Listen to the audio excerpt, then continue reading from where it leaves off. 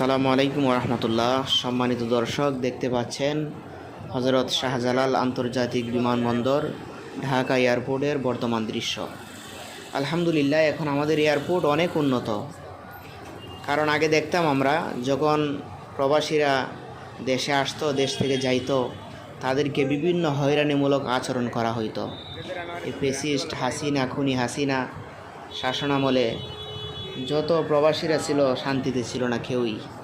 কারণ যখন তারা এয়ারপোর্টে যাইতো তাদেরকে কোনো সম্মান দেওয়া হইতো না, মানে যা তা গালাগালি, যা তা ব্যবহার তাদের সঙ্গে করা হইতো।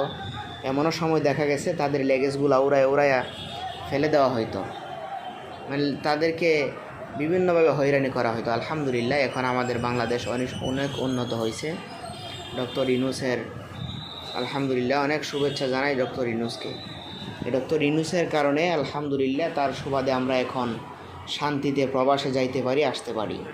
ডক্টর ইউনূসের করা আদেশ যে প্রবাসীদেরকে স্যার বলে সম্বোধন করতে হবে, কারণ তারা রেমিটেন্স যোদ্ধা। তাদেরকে যদি ভিআইপি সম্মান না দেওয়া হয়, তাদের দ্বারাই তো দেশ চলে। বাংলাদেশে ভাই 1.5 কোটি মানুষ প্রায় প্রবাসে থাকে, বাংলাদেশের মানুষ। এই 1.5 কোটি মানুষের রেমিটেন্স দিয়ে বাংলাদেশ চলে। তাই ডক্টর ইউনূসের করা নির্দেশ, তাদেরকে যেন ভিআইপি সম্মান দেওয়া হয়, তাদেরকে যেন কোনো হয়রানিমূলক আচরণ না করা